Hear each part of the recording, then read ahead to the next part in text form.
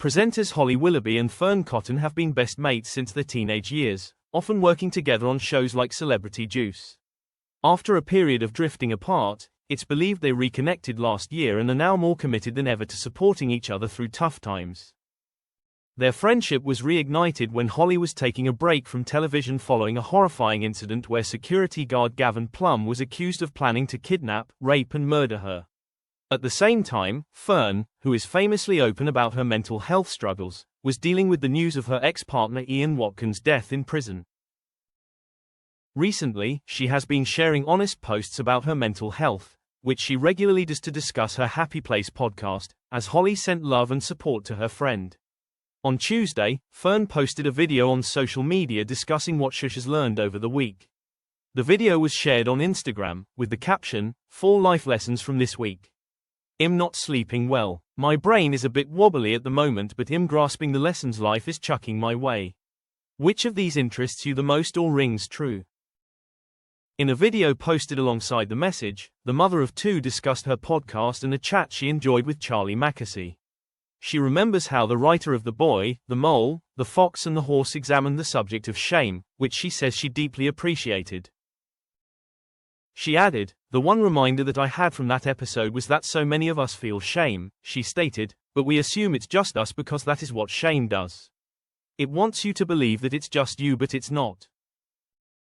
Under the touching post, Holly wrote, "Love you, Cotton Chops," followed by a red heart emoji. The pair became friends when they started their careers in TV, and ended up working together for years on a number of shows, including Celebrity Juice.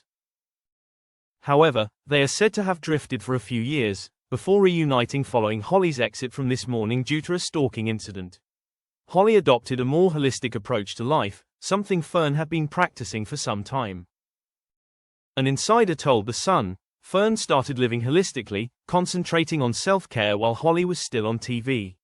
But then Holly went down the same path and started meditating and appreciating and researching holistic therapies.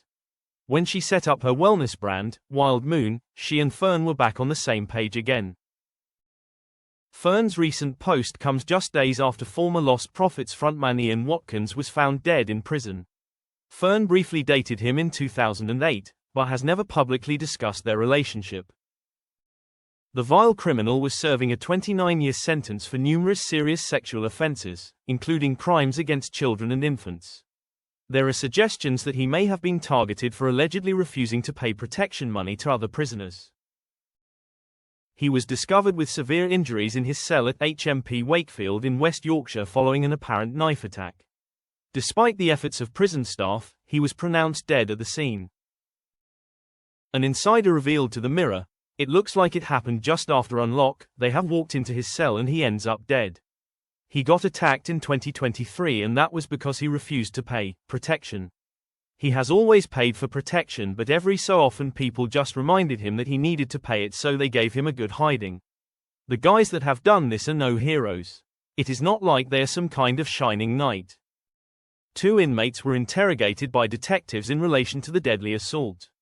Rashid Geddle, 25, also known as Rico Geddle, and Samuel Dodsworth, 43, were apprehended and charged with murder following the discovery of the 48-year-old shortly after 9 a.m. on Saturday. Both men were due to make their initial appearance before a Crown Court judge on Tuesday. Dodsworth made his appearance via video link from HMP Wakefield, while Leeds Crown Court was informed that Geddle had declined to attend remotely. No applications for bail were submitted during the hearing and both men were held in custody until their next appearance at the same court for a plea and trial preparation hearing on November 12.